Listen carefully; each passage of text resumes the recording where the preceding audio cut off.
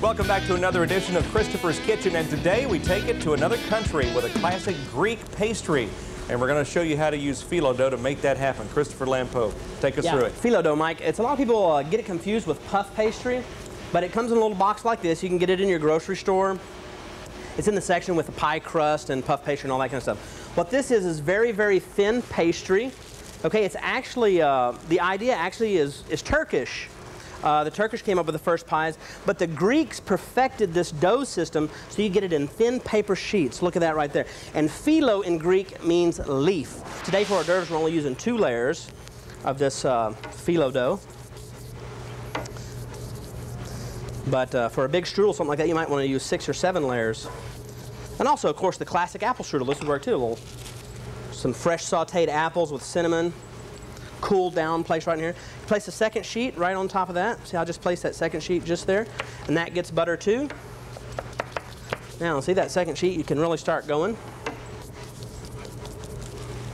Just like that. Today on this recipe, we're using some diced onions, spinach that's been drained, using a little fresh mint. I like to use dill, but I couldn't find any of that, so I'm using some fresh mint, a little flour, a few beaten eggs, and some feta cheese. Just buy this at the grocery store. I'm going to start off with a little bit of olive oil, some butter. Going to have our onions here. I'm not measuring this out, but you'll do a better job of that. Nice onions. You can add garlic to this too if you like. You just cook these down until they're nice and tender. Now I've just cooked these onions just until they're tender, and we'll take these right over. I'm going to add them to our drained spinach. Just like that. Okay, I'm going to put a little squeeze of lemon juice in there. Okay, so now I've got my spinach, my onions. I'm going to add some of our feta cheese. All right. Okay, going to add a touch of flour. That'll help bind those eggs and stuff. And 4 beaten eggs. And some fresh mint. Already put some lemon juice in there, so that's great. I'm going to stir this up. Especially, again, I mean, really, I'd put on a pair of rubber gloves and really get in there with your hands. That's the best way to do it. Really want to mix this up. Get it nice and combined, and then we'll be ready to fill our phyllo dough. Today I'm making little hors d'oeuvres. Okay, these are going to be little triangle-shaped pastries. I'm going to do a couple like that. Just want to take your buttered phyllo dough, cut it in a strip. Now I use 2 layers here. So I put down 1 layer, buttered it, and put down another layer. Now I've got our mix ready, and the phyllo is cut here. Just going to do little appetizers today. Just a little spoon of this, just like that. Okay.